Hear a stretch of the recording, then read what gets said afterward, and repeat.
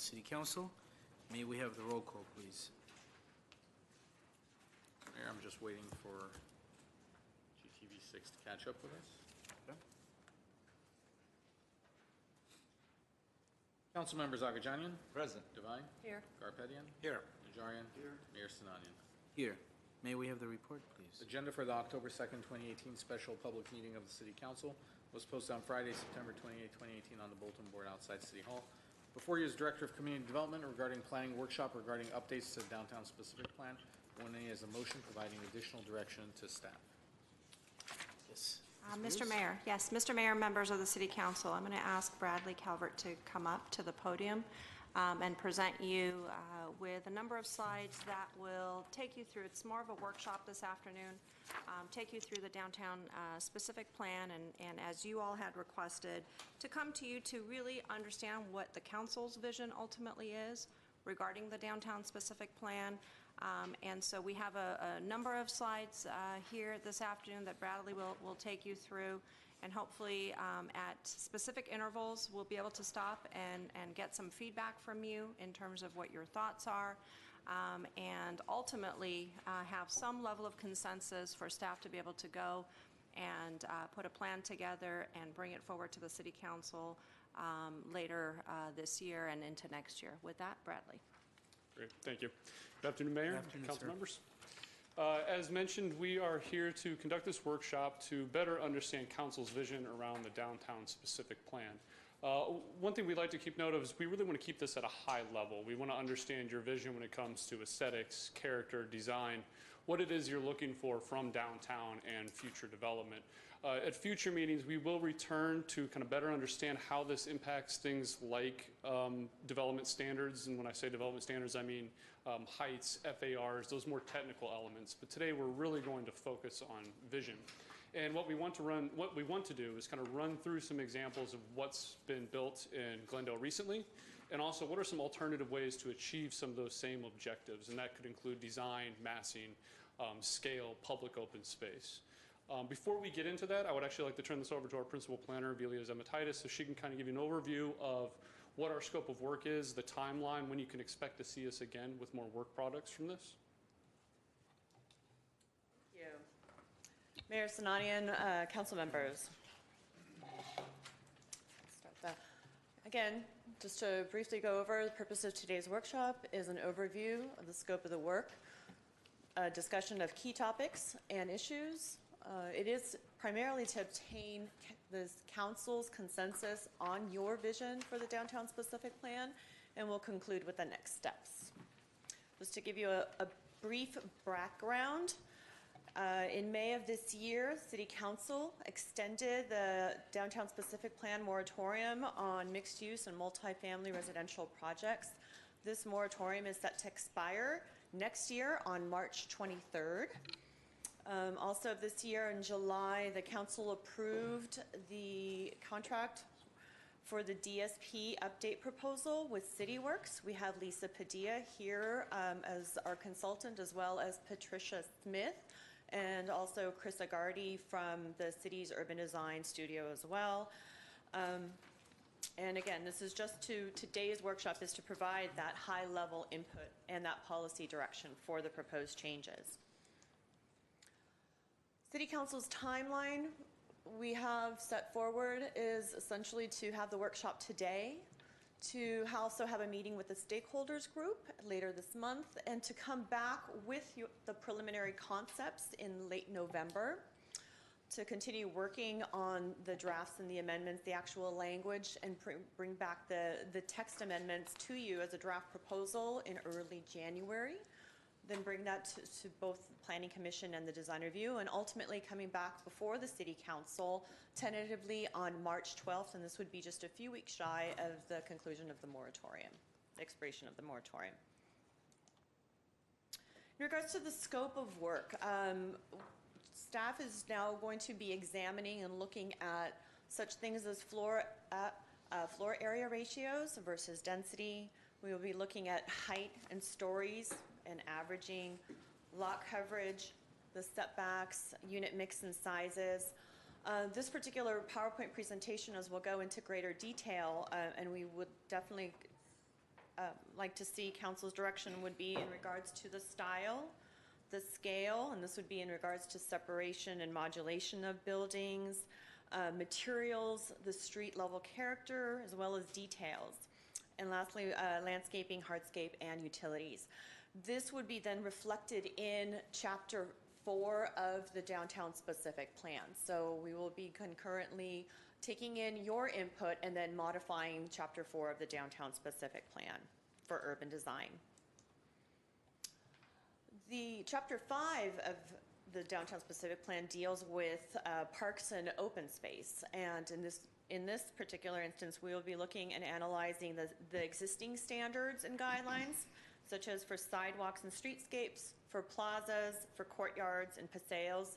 Those all deal with the outdoor rooms created by open space, as well as the location. The downtown specific plan identifies paseos and the network of open space throughout the downtown, and we will be touching on the public benefit. Currently, the downtown specific plan allows for an open space incentive. So in exchange for providing additional open space, there are density and height bonuses that developers can request. And so we will be speaking to that public benefit. And lastly, addressing the urban art element within public spaces. Chapter 7 of the downtown specific plan specifies incentives and bonuses in exchange for specific items such as affordable housing, historic preservation, the reuse of existing buildings, and sustainable construction. Council has requested that we specifically address the public open space benefit, and those would be the parameters and criteria for that public open space, as well as we would be looking at hotel and hotel parking and any other incentives or bonuses that the City Council so wishes to address. With that said, I will turn the presentation over to Bradley to continue with the development considerations. Thank you. So before we dig into some of the components that we'll be considering as part of the downtown specific plan, we want to just do kind of a high-level overview of how a project and how a development comes together. And while much of this may be a review for many of you, it's important because the things that will change, the modifications that we'll make will ultimately impact these elements. And you'll see how your suggestions or recommendations along the lines of design or form or height may play into those considerations when we come back in the future. So we're looking at projects. One of the first things we acknowledge is site and the access. That includes elements such as paseos and public open space that may tie into that. You'll see in some future slides parking access, such as alleys. Where that is located could have a big effect on opportunities such as open space, such as pedestrian engagement, activation of storefronts. So those are some of the early considerations when laying out a site. From there, we're also working with the maximum height and also maximum stories that we have. And essentially, this is what we consider the zoning envelope. This is what we can work within, where we're trying to fit in a certain number of units or whatever other use we would like to put in here. But we're in this kind of box that we've created based on height and stories. As mentioned, we also have floor area ratio, and this is where we need to start removing space essentially from that box, creating voids. The idea of the floor area ratio, it's a function of the overall site area multiplied by, in this case, the example that we're using here is a 2.0 FAR. And if you're using a 50,000 square foot site, that means about 100,000 square feet of development could occur. And that can happen in a number of ways. The first example you see there on the far left, that's 2 stories. It's a 2.0 FAR and 5 on a 50,000 square foot lot. And you can reduce that floor plate size and increase the height to create additional opportunity for open space or a smaller footprint for the building. So you can see as we move to 4 floors and a smaller floor plate, ultimately to 8 at 12,500 square feet. Just kind of an overview of how that FAR works and its relationship to height and floor plate size and form. From there, we consider our public open space requirements, and this is where, and also the private open space requirements as well. And you'll see that how that kind of comes removed from that zoning envelope, and it also plays into that floor area ratio as well. From there, we apply our design guidelines. This is where we start to get the articulation, the style, the character of the building. You'll see in some locations, especially right in here, maybe this is a break, this is a separation in the facade length, but this is where we start to detail the development. And then moving forward to streetscape standards, and this can not only include street trees and vegetation, but also urban amenities such as seating. Urban art can be integrated into this as well, but this is essentially articulation of the public realm.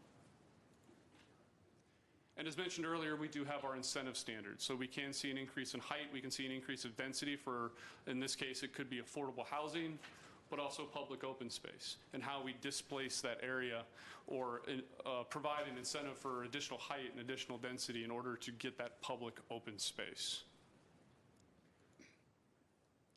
And overall, those components create urban design. That creates our form, that creates the urban environment that we see, the developments and the new projects that spring up around downtown. In these next series of slides, what we'd like to do is look at several of those components and the actual implementation of them, both in projects here in Glendale and then also projects in other locations. In this case, we would like to talk about style first. While it's not necessarily easy for us to dictate style and dictate whether it's a modern or a more traditional design, there are things that we can do in terms of overall height, overall modulation and scale, as you'll see in subsequent slides, that can start to create a specific style. So the image on the left is an example here from Glendale. The two here on the right show an example of how that style can create variation in height. It can create variation in roof lines. It creates visual interest. And ultimately, this style is what will help create a sense of place. In many locations, you'll see a particular vernacular show up in a city that is very unique and local to that area. And a lot of that comes from design guidelines and development standards. But it also gives those buildings a sense of permanence. They associate themselves with that location. They associate themselves with that city, with that district. We work with that when we are doing our single-family design reviews. That can also apply to downtown and creating a specific style and feeling for downtown. And it also doesn't mean that modern design only has to look one way. In this example, this is a very modern project, but it's also using very traditional materials and brick and applying modern elements such as the glazing there on the corner. You can see metal panels on the top floor of the building. There are also separations which follow a very traditional and expected rhythm of more traditional design, essentially. It does not necessarily need to be, as we oops, sorry, I can't go back on that. On the image that you saw before, it doesn't need to be that long facade necessarily. We can break that up, and that usually does follow more traditional elements that are applied in a modern standard. The scale and separation, and you saw that in that last image that we referenced. There were moments where the building was separated, where it was broken, and that's important because as a pedestrian, if you're walking along a 300-foot-long block, having that variation and that change in facade depth that could come from setbacks, or it could just come in change of materials, is important because that's what creates the visual interest. That's why we like walking along Brand on the west side. Especially, at least for myself, is that there is a change every 20 to 30 feet in terms of those facades. So it's visual interest that continues to carry you down the street and creates an experience that's memorable. But it also reduces mass. We are dealing with large buildings and large sites. And in this case, it allows us to create that separation so the buildings don't appear just as one large building, but give an appearance of multiple smaller buildings, essentially, even though it may be one large development. We could call that an assembly of parts, essentially. This can be done by materials. This can be done through building separation. This can be done through breaks and modulation as well. So the image on the left, an example here from Glendale, and another means is which that could be achieved. You can see that in this development, it does that with changes in height and roof line. It does that with a change of materials. You can also see that there are breaks and separations between these two buildings here. But this may be one large development, but it appears as three separate buildings. And they appear as three distinct ones in many ways. The image on the right, this is also an example from Glendale, and this accommodates private open space as part of the development, but it also achieves that separation in scale so that it can feel like two separate buildings. The only challenge we have here is that along the street level, you don't get that separation. So as a pedestrian, it still feels like one large building as you're walking down the street. And an alternative way that could be achieved is having that private open space also cascade down to the street level. So the pedestrian also feels that physical separation. It's not only an aesthetic element from far away, but it's an experiential one as well. Also, overall scale and modulation. You can see in the image on the left, essentially this has established a datum line. Many of our buildings, and it's not only unique to Glendale, but in other cities as well, is that these 5/1 construction types tend to all stop at the exact same height. There's little variation, there's little visual interest that's created because of that. That may be in one building, that may be from building to building. So one way of achieving visual interest is essentially height averaging. And what you see here on the far right side up in this upper corner is you can see that a portion of this building is taller than the rest of it. And that could be through displacement. You could be lowering the height to the rest of the building and encouraging it to go taller on one side. This could also be a function of incentives as well. You can see on this block in Houston, same thing. You see the variation in height, and this is how it can occur from building to building to building. That way you don't have this strong datum line that just follows along the entire block or for all developments. This can also be achieved through recesses as well and projections. So you see in the case of this, we have this recess in the building. So as a pedestrian, as we had mentioned in the prior slide, creates that different experience, that visual interest. We can also have projections, which can include balconies and other outdoor space. And in this example, in a more modest change, but there are several smaller components here that were very important that broke this scale up in comparison to the example from before. You can see the articulation along the roof line here with the canopy, the projection of the balconies. You have a number of different materials that occur here. You have brick, you have the metal windows here, or the metal frames. You also have stucco in the recesses back here. Balconies that are also recessed in. So the facade undulates and it modulates and it really breaks that scale down. Before we go into the next section, what we'd like to do here is stop and receive council's input on what are your thoughts in terms of design, especially when it comes to scale and modulation and style, in light of what we've seen developed, and also what your vision is for the character and the scale of downtown Glendale. Thank you, Bradley. Councilmember Garpetian, would you like to make some input? Yes. Great. Member Garpetian, your mic. I knew that. I was just testing you to see if you were. Sure. Okay. Thank you for the very comprehensive report. My comments today, or my position today, is not any different what it was a year ago, 2 years ago, 5 years ago. I think what we need to do is, first of all, for the next few weeks, if we can have a tour of downtown and see all the incentives that we had in place, what are the results of these incentives, like the commonly publicly accessible common area. My understanding is for every 1 square foot, you get 10 square feet of extra building. That's the incentive. Or you get 1 floor of height. I think that's one thing that we need to look at.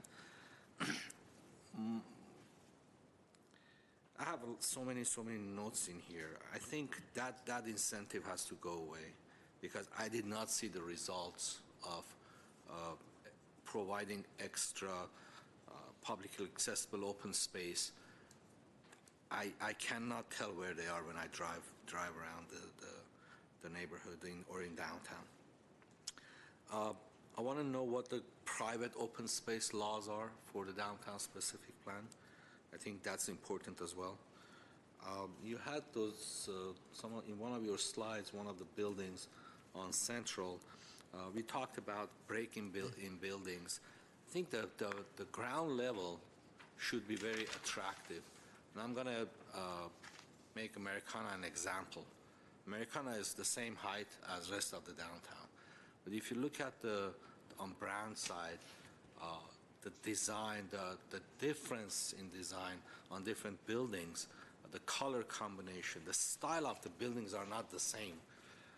The architectural styles change, and the ground level is active, and ground level has landscaping, and it's attractive. If you want to create a pedestrian-friendly environment, a walkable environment, I think that's where we need to go. So you know, I mentioned this a few times. I don't want to point finger at any specific project, but on Central from Sanchez going all the way down to, I don't know, Broadway or something, if you look at these developments, I thought the sidewalk should be decorative type sidewalks in some areas to be more attractive sidewalks that were supposed to be kind of wider in order to create that walkable environment. Like on Wilson, I know our sidewalks are not very wide, but having these big projects when the sidewalk is 4 or 5 feet wide, it's very kind of, not claustrophobic, but it doesn't give you that attraction as far as being a walkable area. And when you have a tree in the same sidewalk, then it in some areas becomes very narrow. So I think that's important to look at the design and what kind of the designs were mentioned here. What kind of architectural designs do we want? Do we want them all to look modern, or do we want some traditional, some modern? I think a mix of different designs will be a lot more attractive than just having same style of architectural in every project. Some of the incentives, again, we had the parks fees waived. I think we have to take that out completely because we gave so much incentives on park fees. And when they bring projects to the council, these are very large projects. We need to have renderings in some perspectives of these projects, not just flat renderings, because they put it on that 8.5 by 11. Let us have bigger plans so we can read it, and this is a design review body at that time, so we can make some comments on the design of the projects as well. Have some perspectives. Maybe some of the projects have some models made. It's not that difficult to make a model, a basic model of a project. What else do I have to say? And Mr. Mayor, members of the City Council, as Councilmember Garapetian is thinking about the rest of the notes that he's taken on the report that we provided, just as way of reminder, absolutely we'll take information overall in terms of what your thoughts are about what's being presented today. But we will, as we're talking, you know, in kind of sections as we take you through this process, initially, as Bradley touched on, it was style. And so if you have some specific thoughts about style, we'd like to hear it from all council members now. We'll then take it to the street level in terms of some of the things that Councilmember Garapetian touched on in terms of the street level. And then from that point, we will take it on to the open space piece of it and also take some feedback from you regarding open space. We'll take overall comments as well, however you want to do it, but we wanted to do it in sections so that way you're able to kind of put some of your thoughts together for each of the areas. Let me make maybe a couple of more comments, then I will step back and hear from my colleagues. The density, I think one of the issues that I had, we had so many large projects that all have singles or one bedrooms, and 80–90% of the units are small. They don't attract any families. We don't build units for families. We have to attract families as well, especially young families, newlyweds. They want to maybe live in downtown area, but that 600 or 500 square foot unit is not big enough. So we need to have density limit in DSP. The way to do that right now, if the FAR is 2.5 and you can build 100,000 square feet, if you can park it, you can build it. Therefore, the number of units went up, and they all built one bedrooms or singles and didn't build 2 bedrooms or 3 bedrooms as much as maybe I like to see. So if you have a density limit, then they still have the same FAR, but they cannot build 90 in 100,000 square foot building. Instead of building 200, 500 square foot one bedrooms, they can only build 80 units or 100 units. Then the units will get bigger, and that will give us a different unit mix in a project. So with that, I'm going to stop, Mr. Mayor. Thank you for giving me the chance to go first, but then I'll hear from my colleagues. Thank you, sir. And Councilmember Devine? Okay, I'm not going to say this to be mean or nasty, but what happened to these concepts when the DSP, these developments were going on? Because all I see are boxes, a box after a box after a box. There's no articulation. There's none of these concepts that we're talking about. The separation or the visual interest, the variation in height, the recesses, the none of that is do I see. You put up that one picture that you had of the building and compare it to any of these, and there is absolutely no interest visually. As far as color, as far as architecture, I'm not against modern, but you can see right there in those two photos on the right that it can be modern, it can be a combination, and it can be beautiful, interesting, welcoming, friendly, colorful, and we have none of that. And that's what I'd like to see as we move forward in design and in style. And you know, the other thing that I notice as I drive through, and I think you mentioned it, Bradley, is the fact that when you drive through, everything is the same height. And it would have been so much better, I think, in the beginning if we would have gone with the FAR that allows, you know, you gave the 3 different examples. If we have a taller building, but yet we have more open space available.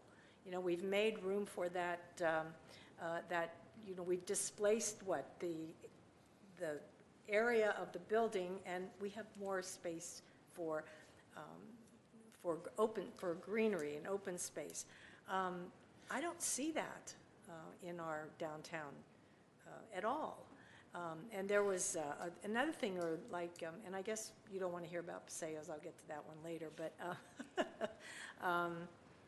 I agree with Councilmember Garpetian, thank you, that I look at these buildings and I don't see a way to get into them. I don't see any kind of welcoming entrance where, you know, everybody said, well, we're going to have all this open space at the inside, and it just isn't there.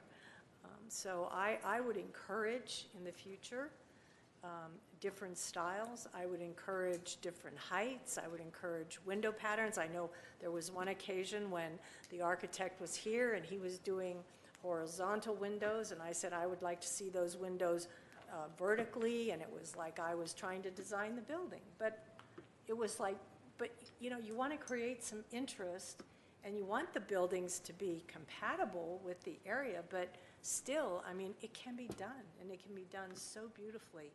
So I would encourage creativity. I would encourage,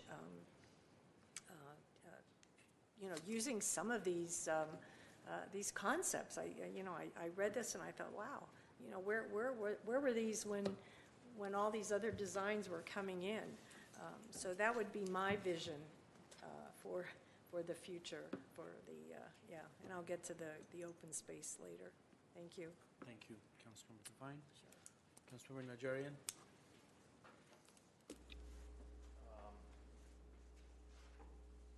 Okay, so just limiting comments to the urban design phase. So this is why I asked council to consider a moratorium several months ago, so we could get a handle on this. What we had in the preceding years was a design studio or a design favoritism towards the exact type of buildings that we see being built. This was not done by accident.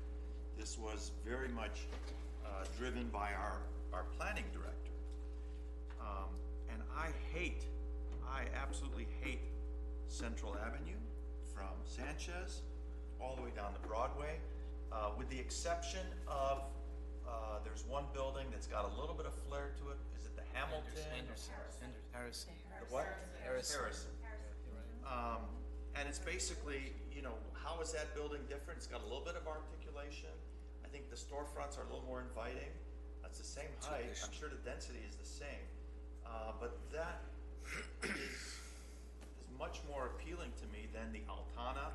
And I don't care, everyone says, oh, the Altana is such a class project, such a quality project. No, the Moderna, the Onyx, the Legendary, I hate that stuff. The ground floor retail on the Legendary has no articulation. It's a flat glass wall, and these businesses are trying to make it go. There's a gourmet food there, there's a pet grooming or something, there's a finance office. It has absolutely no pedestrian appeal, zero. And we've got to reboot and see what looks good. And so, Bradley, the lower right-hand corner, you say that's from Houston? Yes. Now that's what I like. Why do I like? I'm thinking, why do I like that? I think it's got some. It's got awnings. It's got articulation. It's got some trees that are lining it. That looks very inviting. Compare that to what we have on Central. Man, there's no comparison. And that we should insist on the mixed use component. There should be all sorts of retail on the ground floor of every one of those buildings that's going to be in the downtown. Whether it's, you know, a mom and pop convenience store, to a Starbucks, to a, well, there's a B&B's breakfast or something is coming, and I think that'll be good. But we have to insist on that. From shoe repair to dry cleaners, we need to invigorate those, those passageways, those corridors, to bring people there and to enliven it. Right now, there's nothing there. Despite all that development on Central, it's like a ghost town. It's still a ghost town, and it's an unappealing ghost town. It's very sterile. It's very unappealing. So I don't like what we did. I hope that my words are somehow translatable into some sort of architectural design guideline. But this is because we're at this high level. I think we've been too generous at agreeing with Mr. Garpetian with the open space incentives. I'd be happy to take that tour. You show me what the developer gave us for an extra floor of development, and I'm sure that they came out ahead on each and every one of those, and that's why so many developers in almost every development took that incentive at very favorable terms, I think, for them. I also want to see larger units in the composition. I want to see 2-bedroom. I want to see 3-bedroom. Like it or not, by our approving in the past these designs and these buildings, we have changed the demographics of the city of Glendale. When you have single bedrooms, there are no families moving in there, especially when you have single rooms at exorbitant rent. You're getting and God bless them, I love millennials. Some of my kids are millennials, but I don't think that's the kind of city Glendale is. I don't think we should try and change that city. I think deep down, we're still a family city. We believe in our schools. We believe in our religious institutions. We believe in our athletics and child development. I mean, Glendale is a great place to raise a family. We are not a West Hollywood. West Hollywood is that more hip, exciting, 24-hour-a-day kind of city. Same as Santa Monica. Same as, maybe Silver Lake. We are not that. And I think that we've gone too far towards trying to become those types of cities, that we're inadvertently or perhaps intentionally changing really the core of our city. We're changing the spirit and the soul of Glendale by building the types of buildings that we've already done. And we're driving families out. I also would like to see a greater emphasis on ownership units, and we've talked about that before. The problem is that these renters have no roots. They are basically transients. They're here for a few months, 6 months, a year, and then then they're gone. They don't care if the street's dirty. They don't care if, you know, all the things that we hear about from our residents that somehow are a little bit pains to us, but these renters don't care about that. Because why should they? They're here for a while, they go do their job, and they're back and they're gone.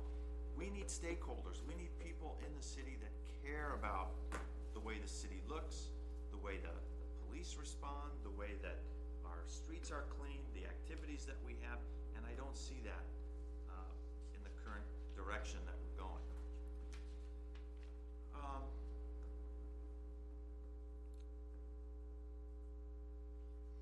I'd like to see greater setbacks, although that's still in the urban design. I'd like to see greater setbacks.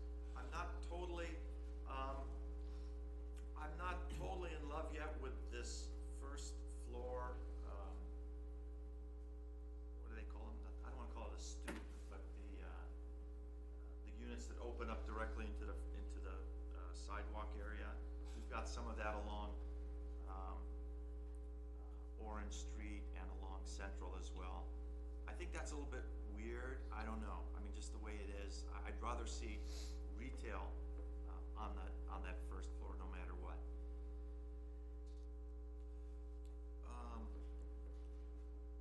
I would trade off height for a larger, keeping the FAR the same. I would trade height, give them a little bit of extra height for a greater open plaza area or public open space. So those are my comments up to this point. Thank you, Councilmember Najarian. Councilmember Wajanian. We have 4,300 units which has been built recently, and they all are such a cheap buildings that I am surprised that we allow them to, those apartment buildings I'm saying, the recent ones, that we allow them to do it. I mean, they paint the building black and yellow or white, and then people, they see it, since they have, you see it from a distance, it looks great. They say, what a pretty buildings. But the materials they use, I show those materials, what they are doing on my TV station. And I am telling you, these are recent apartment buildings or units which has been done in Glendale, are one of the cheapest building. I can't get involved with interior probably, what they do, but the exterior, I think city should be careful with it. Why we have to use those cheap materials for exterior of the buildings, those apartment buildings I mean, or facade? I don't know if we have any rules or regulation, or we can have something that not to let them, by painting those apartment buildings, create a situation that, yes, they have done something. We have to have some regulation, in my opinion, to stop. There will be certain quality that we have to ask the builder to use. I mean, this cannot go on. I mean, in my opinion, this is disservice to this community. This is not good. And we have to ask the developer. They come in, they put these buildings on, they sell it, and they run away. So at least we can ask them to spend a little bit more time on the exterior, on the facade of the building, before they run away. The next thing is, I agree, I guess has been mentioned, we have too many single, one unit or studio apartments, which I think now is the time for a while to stop the builders to have single or one-bedroom apartments. We need more apartments for families. I mean, this city was used to be a family town. Those who wanted to raise their kids, they were coming to Glendale because this was the place to have a safe and a place that the families are living, they can associate with each other. And now I think we went away from this. So I want to see more of that, as has been mentioned here, 2 and 3 bedroom apartments. About having more heights and open space, I have no objection. I think that's fine with me. But we have to consider the desire of the developer also. That's my comment at this time. Thank you, sir. And I'll say that I probably didn't hear any thought that I disagreed with, unfortunately. It's absolutely true that when you walk down Central, well, why would anyone walk down Central, to be honest? Why? What would possess, you to walk down that boring and aesthetically faceless street? I mean, we ended up with a very bad product in the end. It's undeniable. And I agree with you. The Harrison is about the only building that's worth looking at for more than 5 seconds. And even then, if you really, really look at the Harrison, there's nothing remarkable about it. It's just, it's so much better than the other ones that, it strikes anyone looking at it as aesthetically pleasing. So,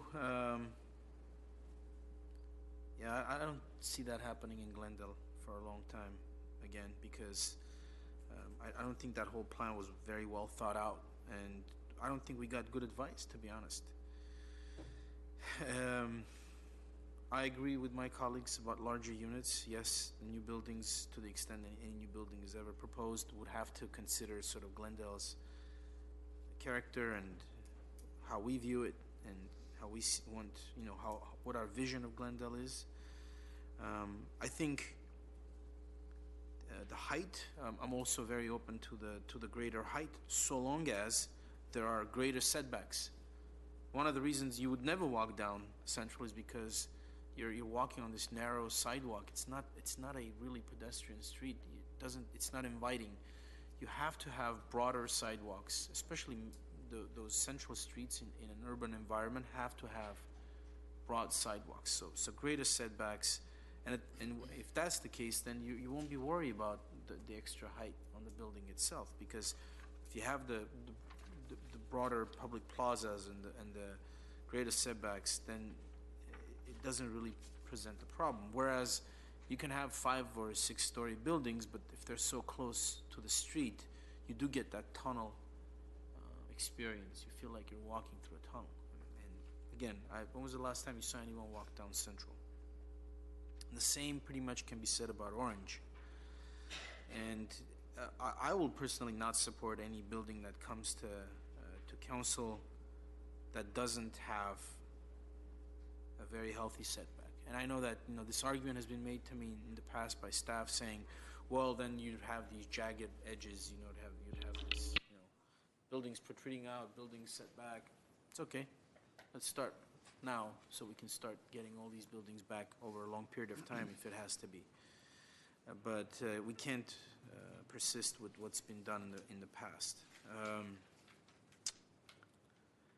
The design of the buildings, I agree, leaves much to be desired.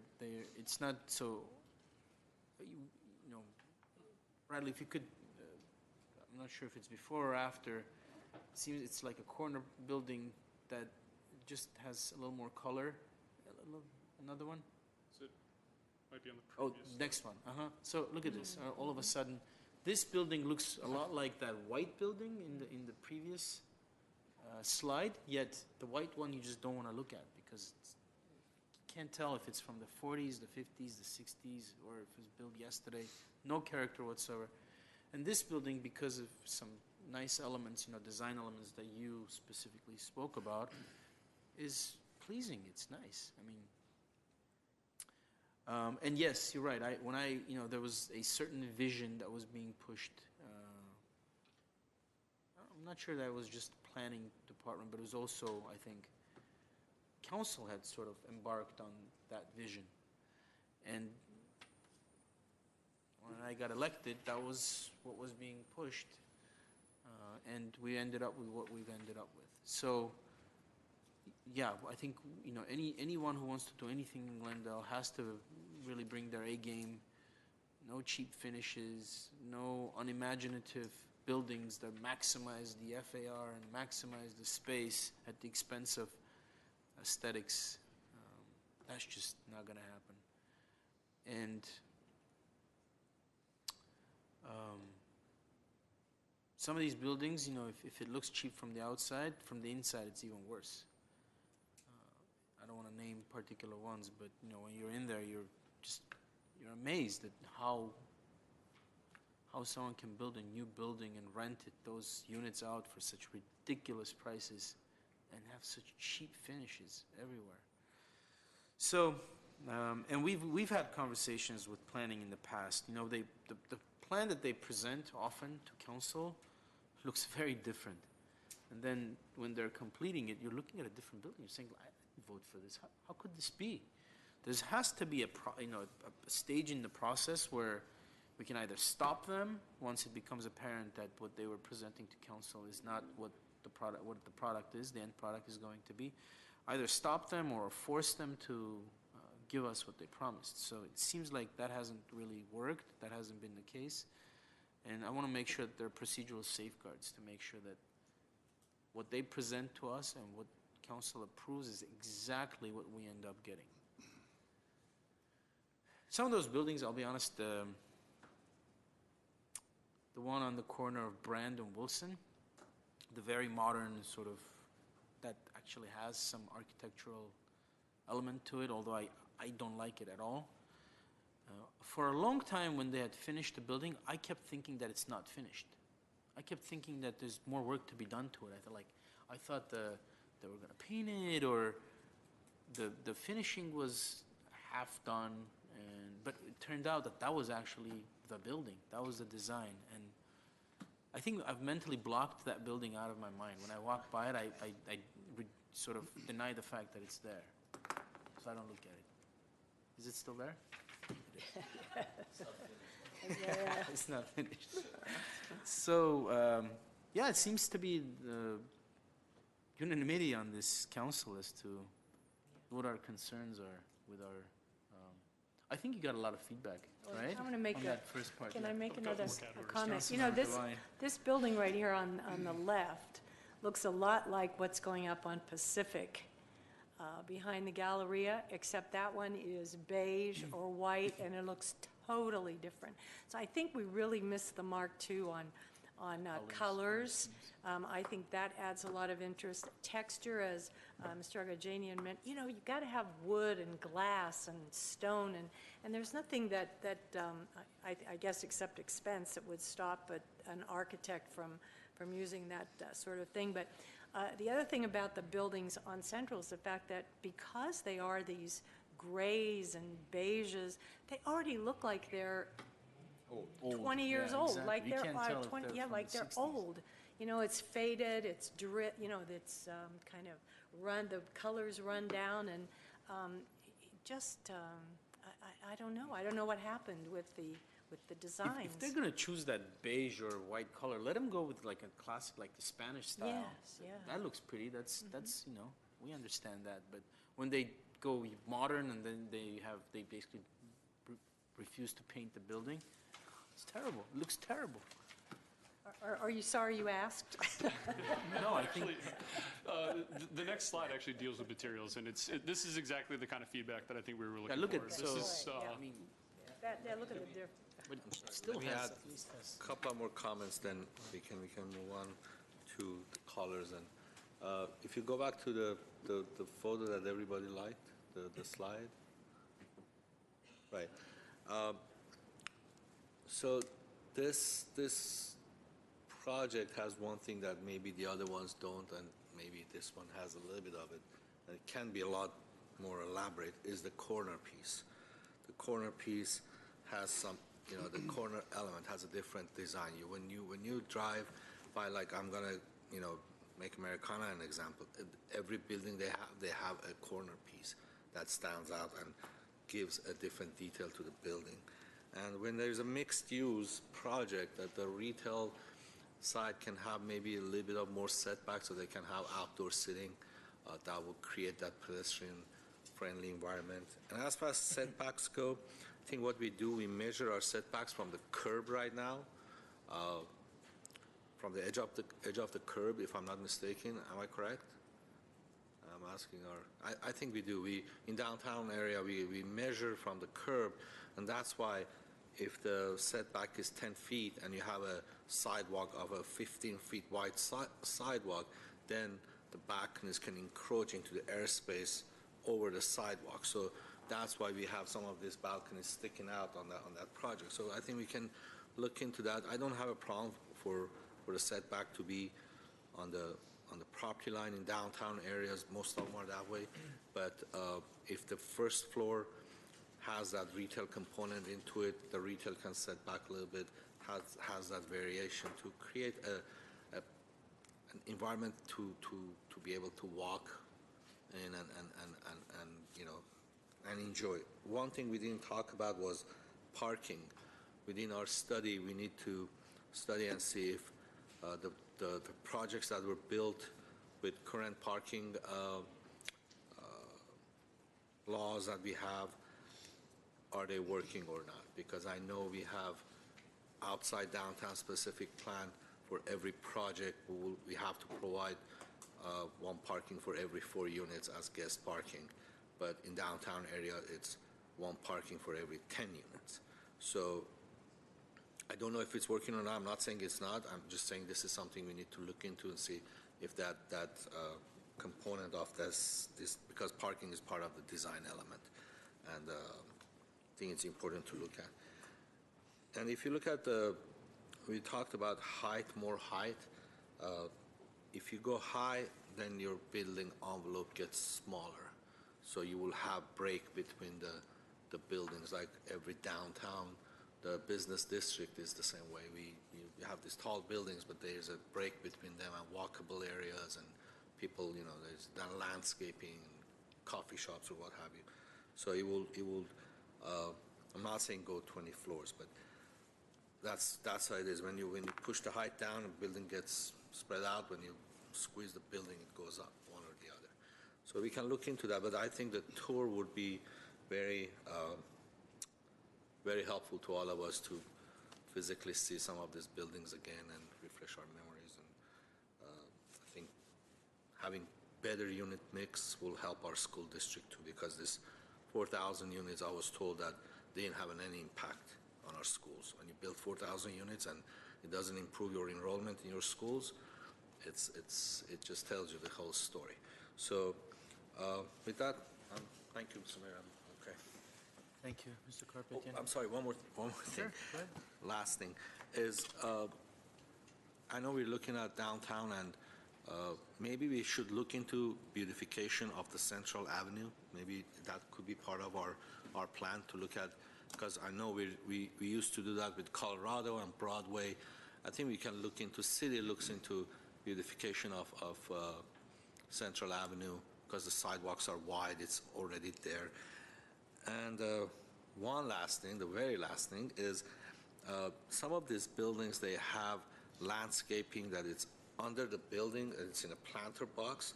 I want to know, are they part of the common area, open space or not, or it's just there? Let's look into it, because they have landscape area, it has to be usable. If it's in a planter box and it's tucked underneath the building, it's not really very usable. So We actually have an example coming up in just a couple slides of what that situation you just described, and how we could achieve an alternative by changing our guidelines or our standards. thank you. If we are going to work on beautification of Central, we better assess all those new apartment buildings owners to pay for it. That's my recommendation.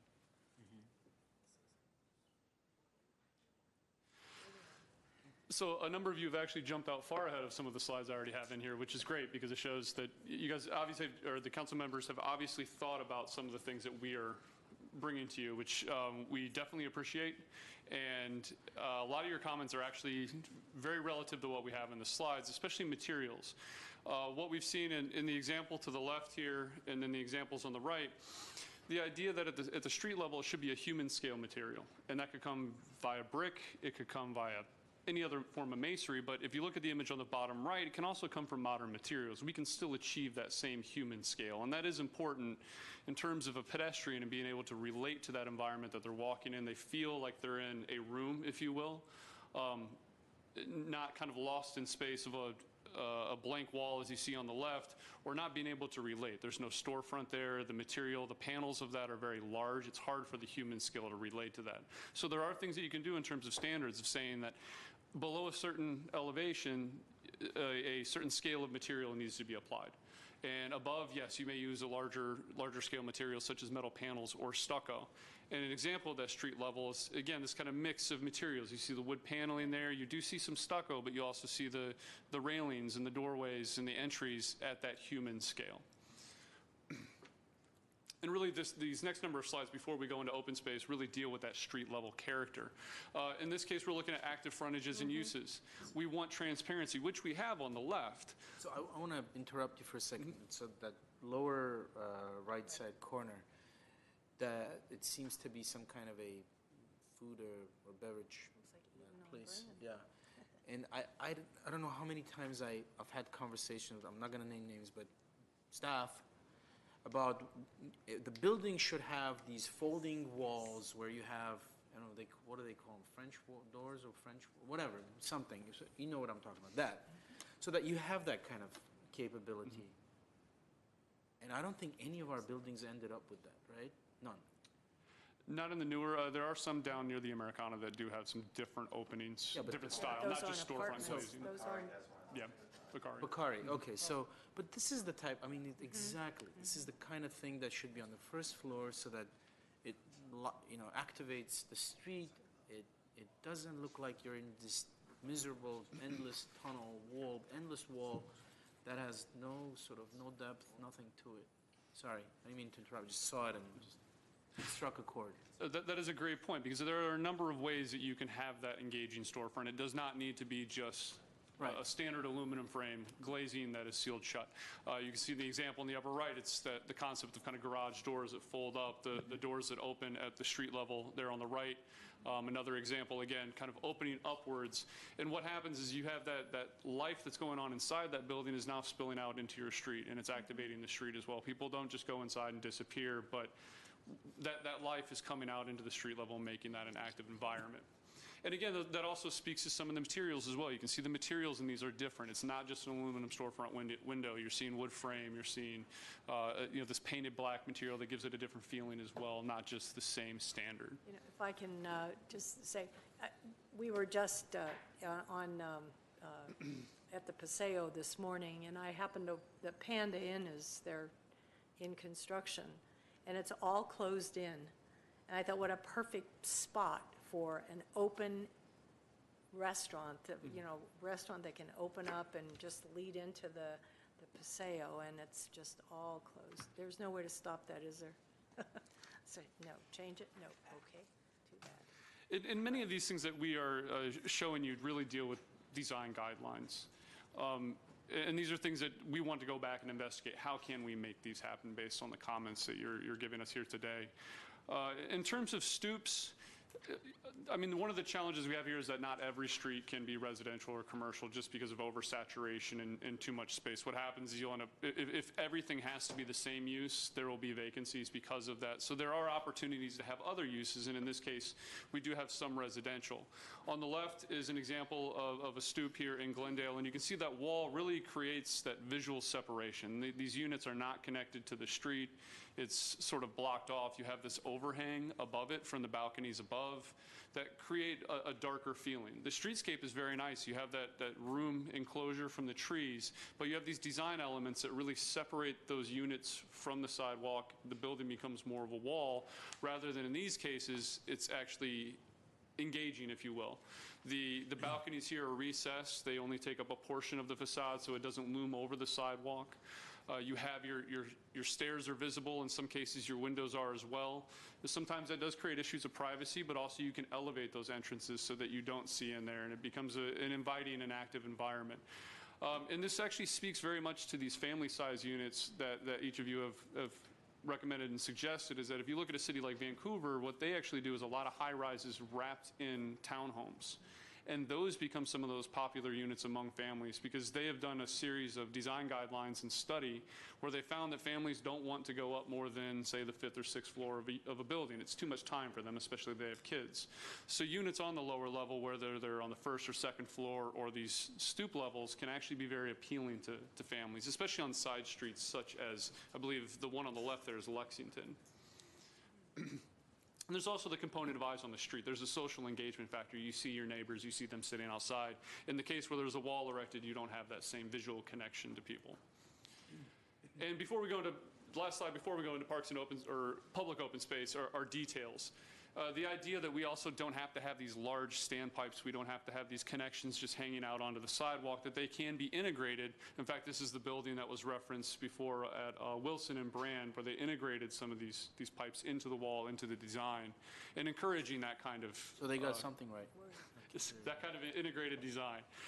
Another example here, while this is an underwhelming design, this two-portal garage entry prevents it from having that large, cavernous kind of feeling when a pedestrian is walking through here. It's also important for safety.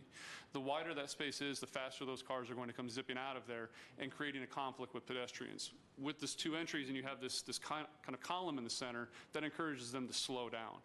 Also, as part of those details, we don't have to have all of the utilities necessarily exposed. We don't need to see all of the fire sprinkler connections, wires, and anything else. In this example, and this is one here in Glendale, is that they enclosed all of that. It's not visible to the pedestrian. In this case, the wall is actually, in a way, has an art application to it. There's a mural to it, so the design has actually come inside to the garage, so it remains visually interesting to the pedestrian. And kind of hides those utilities and those other elements that are necessary for a building, obviously. So what I'd like to do is turn this back over to Velia and discuss open space.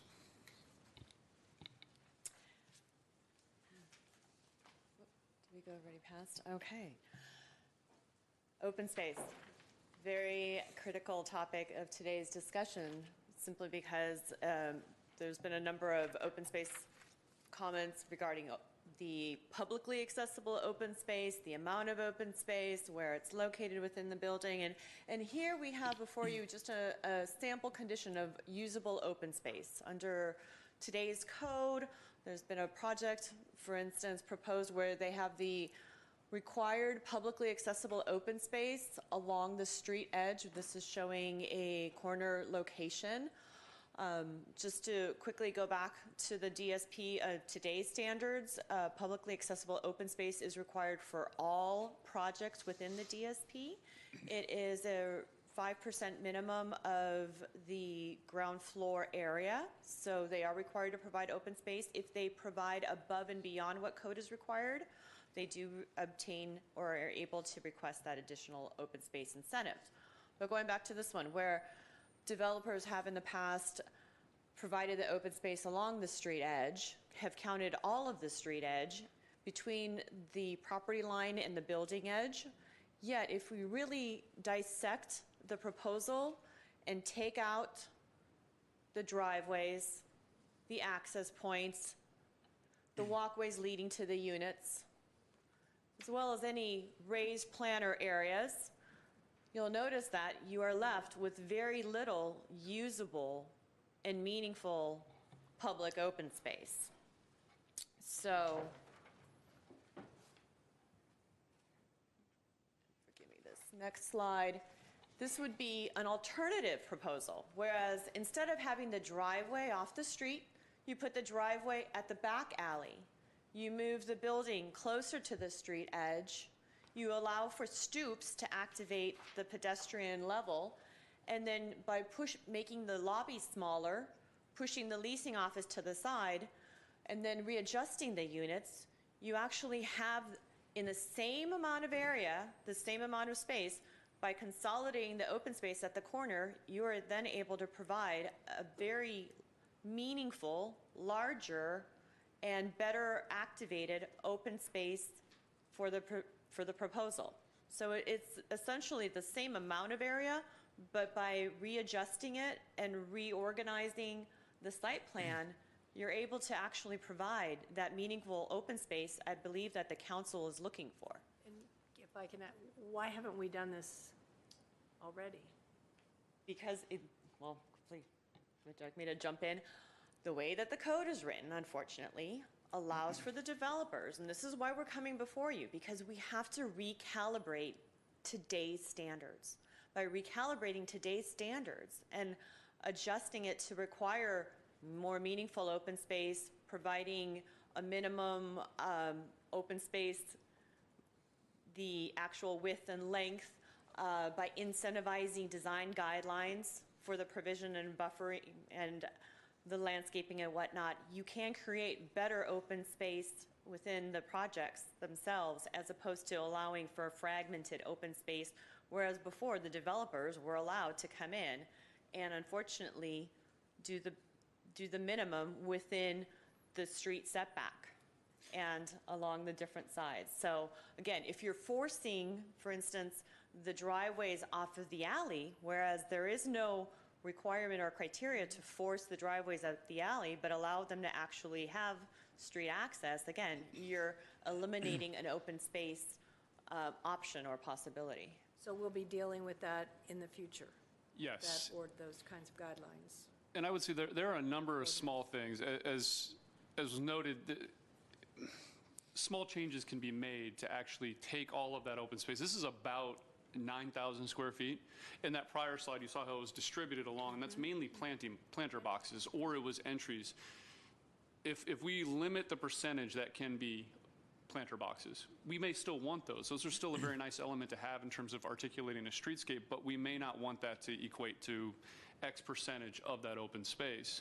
And then we begin to put more standards on what the minimum dimensions are, and even going into urban amenities, having seating every so many linear feet, having so much vegetation. In this example that we've used, this was kind of abstracted from an actual example here, is that even all of that, or the remaining space that we highlighted, those 3 red boxes, only one of those actually had green space in it.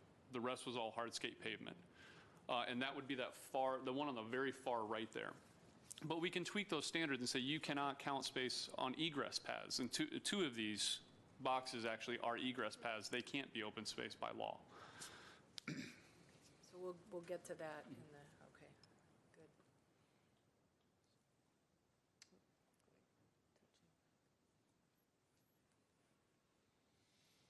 Open space obviously includes landscaping and hardscape. Again, what we are looking for would be additional trees along the street edge to create some sort of shading, some buffering, that the landscaping be unimpeded. So it would not be just in the token 24 minimum by 24 minimum by 24 minimum planter box area, that it be thoughtful and attractive and well maintained.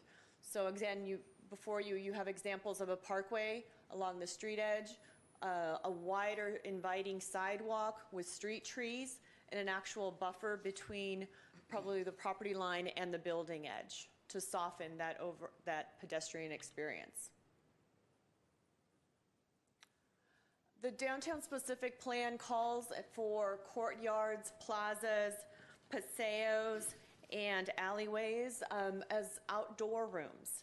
The slide before you shows the possibilities that we may see when you're at courtyard and plaza, and these would be the 2 examples on the far right, where the proportions are substantial, it's meaningful, they balance the landscaping with the hardscape. It also includes passive and active amenities, places for people to sit, places to congregate, eat outdoors. So all of that is included. The photo on the left is actually a sample which has, yes, it's public open space, it's a plaza, but how meaningful, how engaged, how active is that plaza? So little changes to create an outdoor setting allows for greater experience. Also to note, there are different standards for the publicly accessible open space being activated and open to the sky. At one time, unfortunately, the codes allowed for such projects, and we won't name it, but we're allowed for the publicly accessible open space to be completely covered and completely within a building envelope. Code was changed subsequently, which only then required 50% of the open space to be covered.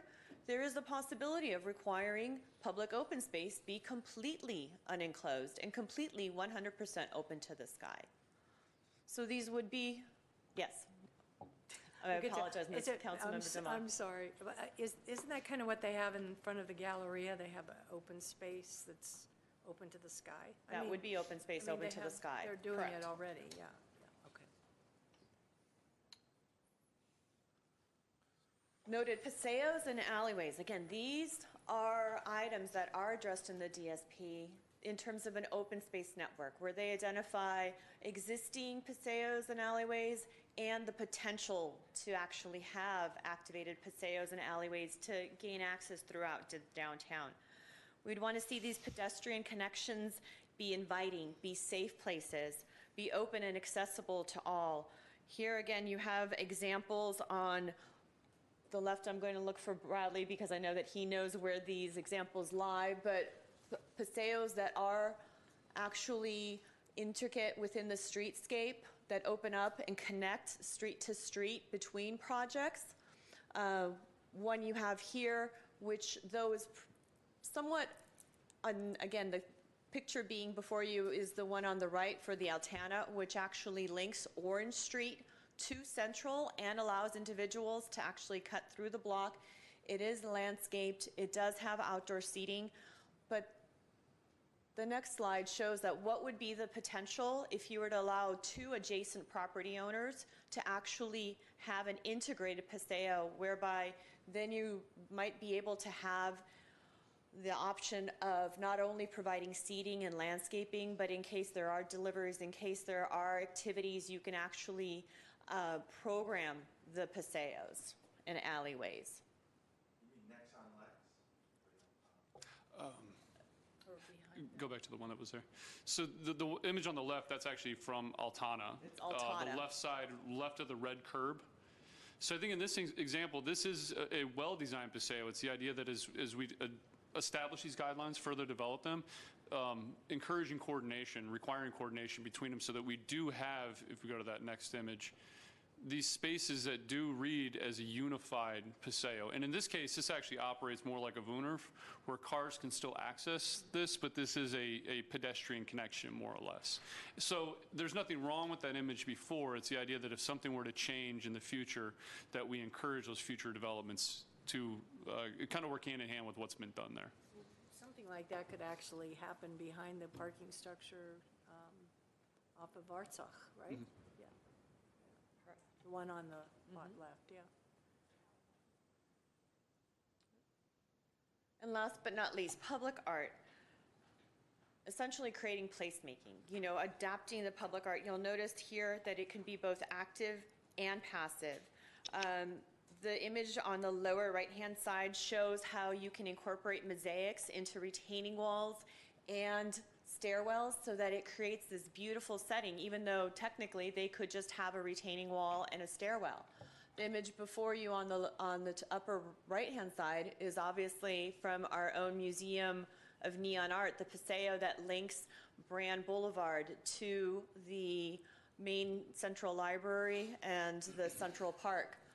Also, you can use art as part of a placemaking and outdoor room setting. The image on the left-hand side shows where an art installation actually creates not only a shade structure, but really activates and creates somewhat of an outdoor room. It's an outdoor enclosed seating area. So the ability to actually integrate art within these outdoor public spaces is something that staff will be looking at as well. So which leads us and concludes us to the next steps. Staff will continue analyzing the gathered information of the existing and recently approved projects. We also will be looking at comparable projects in adjacent jurisdictions as well as perhaps outside the California area, and taking a look at what works there, what doesn't work there as well, looking at their standards and their essential build developments.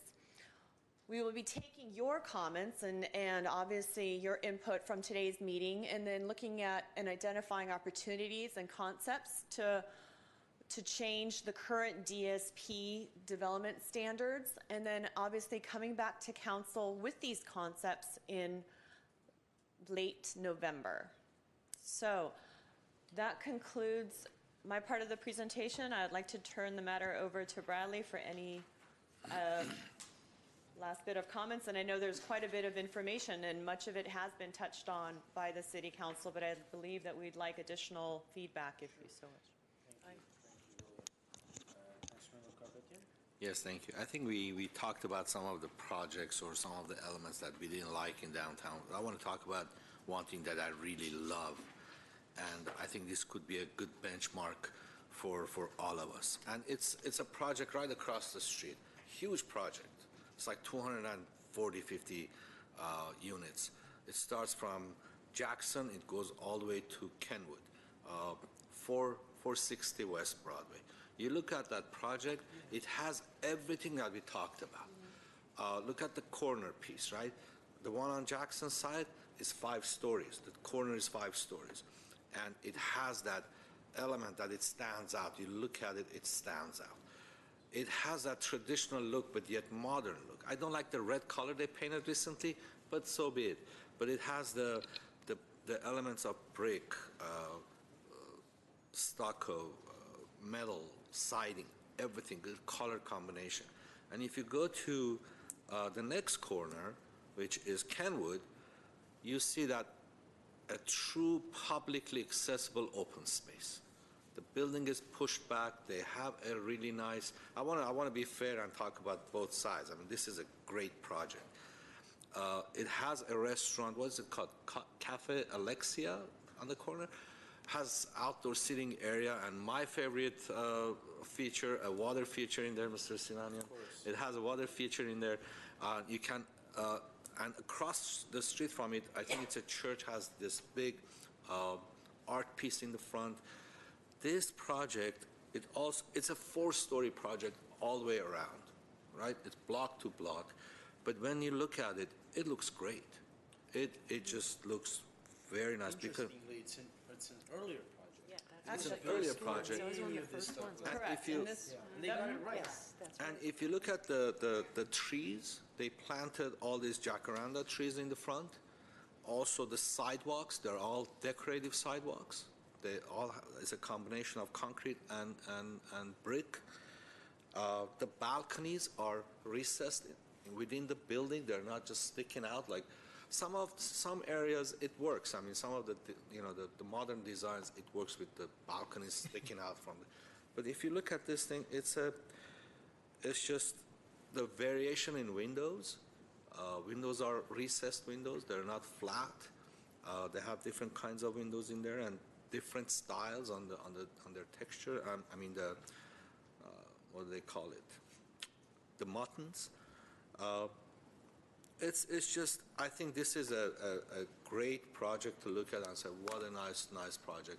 I want to see this and improve it. I think that would be my direction, if you will.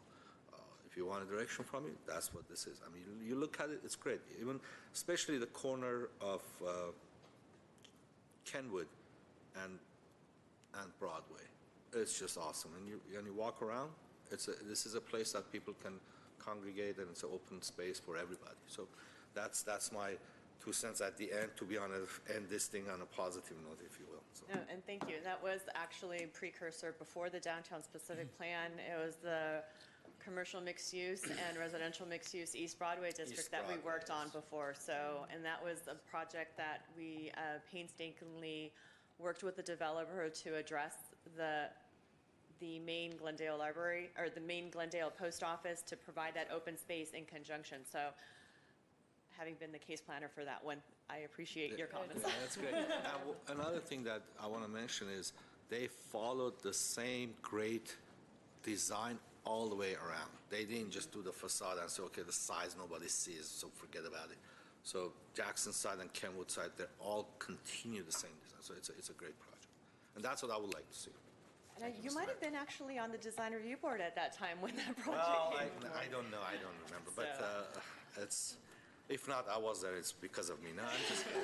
But I think I just, spoke my 2 cents. And thank you, Mr. Mayor. Yes, so thank you, Mr. Carpetian. I agree with you. That's a project that is interesting, that somehow they got it right.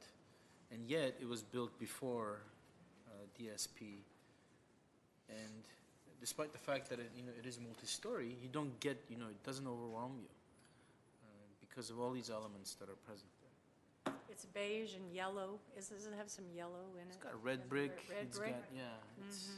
It's a mix of things, and it works. Yes, okay. So, So Councilmember Devine? okay, thank you. I just want to finish on the paseos. I know that in the DSP, there were a lot of paseos that were designated and were supposed to be landscaped and addressed, and as I understand it, a lot of them have not been even touched, so I would suggest, and today, again, down at the event on Artsach, the paseo between Gaucho Village and the restaurant on the other side is like horrific. I don't know what happened. I don't know what's going on, if they extended, but I looked through there and I thought, who would want to walk through that area? So I think somebody needs to maybe go and take a look at what's going on. I think a perfect example of landscaping right now is the condo project on Louise across from the YMCA. The landscaping. They have the stoop. It's beautifully landscaped. They actually put in trees that have leaves on them and they look mature as opposed to the sticks that we get on Central. I went through this when I first was elected to council about planting trees, and this was concerning the project on Lexington and Central. And it was, what kind of trees do you want and how mature do you want these trees? So I went and I did research and I came back and I said we want 25 or 30 foot boxes or something, and so that the tree is mature, the roots would have a chance to really take hold. Plant those trees before the concrete's laid, etc. I drove by Lexington and there are no trees. Because I come to find out that, and I don't know if the rest of you know this, but the trees are not planted until after the concrete is poured, and then the city goes in and cuts out the area and then puts the tree in. Well, that doesn't give the tree much chance, the roots much chance to take hold. So I'd like to see some kind of a change there and make the developer responsible for planting the trees, mature trees, so that when the project is complete, we have a tree that's on its way and that we know is going to provide shade. I also talked about trees on California. People want to walk these streets and they can't. So I think that's one of the most important things we have to look at is the landscaping, the trees, size of trees, the canopy, I think that's what you call it, but that has to be a priority, that when these developments go in, that those trees are there and they're mature enough and they're on their way to a healthy life, so that that's the only way we're going to have friendly walkable streets, is to put trees. That's it. That's the bottom line. You go to Europe or any place in the world, and Yerevan, for example, if I may bring that up, every street is lined with beautiful trees. People are walking everywhere. It's beautiful, and that's, I think, what we want in Glendale, but we have none of that on Central, because all of the trees that were planted were just sticks, and I don't know if there's something we can do about that now, but I hope that in the future we can remedy that. And that's my comments. Thank you, Ms. Devine. Councilmember Najarian?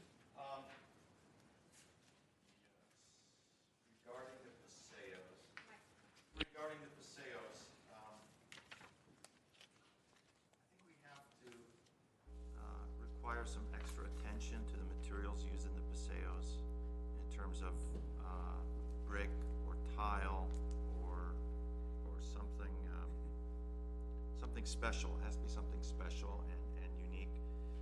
I also want to see trees. Trees are good. And they do provide the shade that we need, but they will take some years to get to some sort of maturity. So I'd like to see some sort of covering, shade structures along the paseos, whether it's fabric, whether it's some sort of trellis or natural material, because I think that's gonna help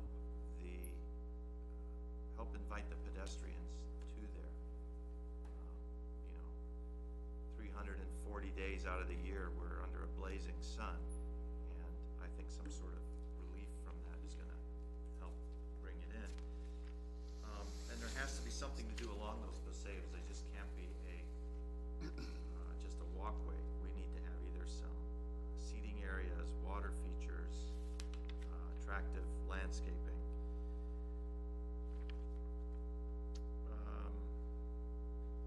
That 416 building, I was around for that. I voted for that, and it could have even been better. I was there, I voted for that. It could have even been better because we were trying to get the property behind it, that body shop, which turned into a little political tug of war. We were trying to do, we were, They're having yeah, problems with the a, microphone. Can you talk to Tim's mic? Sorry, or mics. so that 416 could have been even better. We were trying to do eminent domain on the body shop right behind it, and that would have given an even less dense footprint. That's what you're talking about. No, that's across the street. That's a different project. The one that I'm talking about is from Jackson to Kenwood. The one you're talking. This is on southeast corner. The one that I was talking about is on the southeast corner of Jackson Next one. and Broadway. The one you're talking about is southwest corner of Jackson and Broadway. You voted for But the that- wrong project, Okay. Dara. I like that one, the one I'm talking about, the one Yeah, on it's the a nice 416. project. It's a smaller Is project. that what Yeah. you're talking about? Yeah. Okay, so that's a larger, the one I'm talking about is a larger project. It does have the larger setbacks, and there's a water feature there too. Yes, sir. That's why I like that. In front of the cafe, there's a cafe there also. Okay, well, Cafe Alexia. anyway, that was, so that was, listen, I mean, let's get down to it. That was staff working with the designers and the architects and help nudging them towards a certain way. So we lost that. After that, I think we sort of lost our way and got into this real modern, boxy, contemporary style. So I guess the lesson is that regardless of what we have in terms of design standards and guidelines, staff plays a huge role in the design studio concept, design studio stage of these buildings. So I'm glad that you're hearing this, and Phil, I think I haven't heard anything contradictory to, any really far out concept, but that's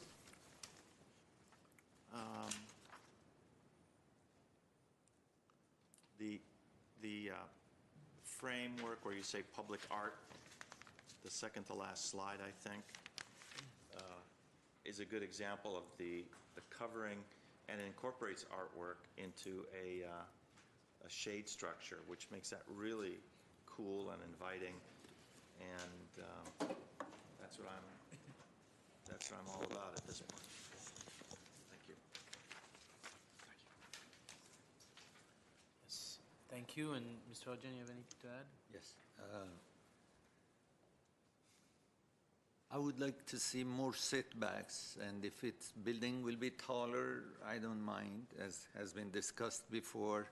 I would like to see more green areas, although there is this new research which says that California, or at least our area, is be hit harder. The drought will be more intense during the coming years. So I don't know what kind of vegetation we can have in front of the buildings, but however, to have setback, I agree with that. And I also, as I mentioned before, I would like to see buildings which the facade, the exterior will be more, they will use more quality materials than what we use now. And I agree with most of the statements which my colleagues have, and I leave this to what I said. Okay, thank you, sir. And I'll just join in my colleagues' comments. These paseos present an opportunity. I look at them as an opportunity to create open space and get a little creative with them and have the or impose upon the developers those standards that we see fit, and not just give them an opportunity to just sort of create something and say, no, here you go, we satisfied the requirement, but actually make them meaningful and useful, and something that we can with a straight face call open space, because too often they sort of satisfy the requirement, but when you look at it, it's not what I think anyone intended for it to be. So, yes. Thank you, Mr. Mayor. How many paseos do we have in downtown in our plan? That's something I never got my brain around. I do not have I apologize. That is the one slide I do not That's have okay. in So, my back pocket. But one thing about paseos, I don't know, in some paseos it may work, in others may not. Like the one that we have, the Chess Park is a paseo, right? That connects the Brand Boulevard to the parking lot or what have you. It hasn't been very active for a long time. It looked good in the for long, but right now we have this restaurant that is opening up into that paseo, and it's going to activate that area. Some cities, if there is accessibility, they bring, I don't know, maybe they allow food vendors, lunch trucks to come in on the nights that the restaurants are lighter, like the Monday nights that most restaurants are closed on Mondays. They allow food trucks to come in and activate that paseo. I think these are the things that maybe we need to look into. In some of them it may work, some of them may not. I don't know, but I think that's another thing. We have to activate the paseo so it will be used more. So that's Okay. it. Thank you. Thank you. Okay, thank you very much. I think that's the last thing on the agenda. So if someone will move adjournment. Move to adjourn. Thank you. We're adjourned at 4:38 p.m.